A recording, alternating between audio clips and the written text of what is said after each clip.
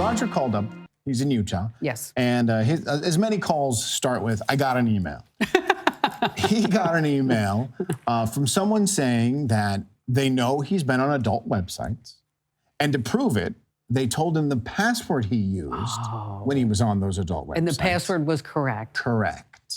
Okay. And if he doesn't give them $7,000, they are going to send everyone in his contacts list the movie he was watching and a video of him watching that movie.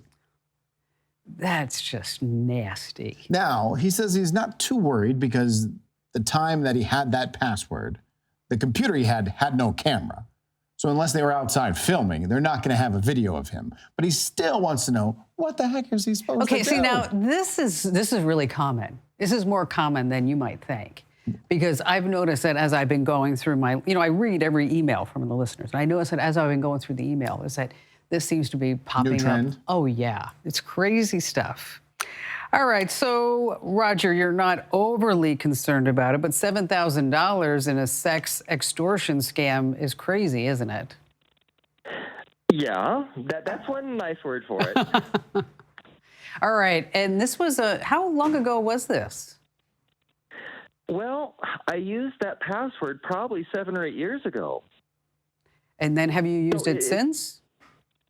Not very often because, passwords have become more difficult where you add numbers and symbols and everything, and this didn't have any of that. So it was an older password, but I used it for everything. So I don't know if they actually got it off an adult website or if they hacked a company or something, right, and just said it was off an adult website. Now, one of the things that you can do is that there's a website, Have I Been Pawned? PWNED. And you can type in your email address, and it will tell you whether or not the hackers have gotten any password associated with that email address. But you gave a couple of clues. Like you said, you use that password the same password on a lot of different sites, which, quite frankly, don't feel like a dummy because a lot of people did until we realized that that was probably not the best idea. Okay. I was a dummy. Okay. And you are still using that password that if I were with you, I would just slap you right across the face for doing that because you need to stop using that password. Okay. Now, what's happening is that these hackers are getting hold of usernames and passwords, and then they are crafting these emails in a classic sex extortion scam.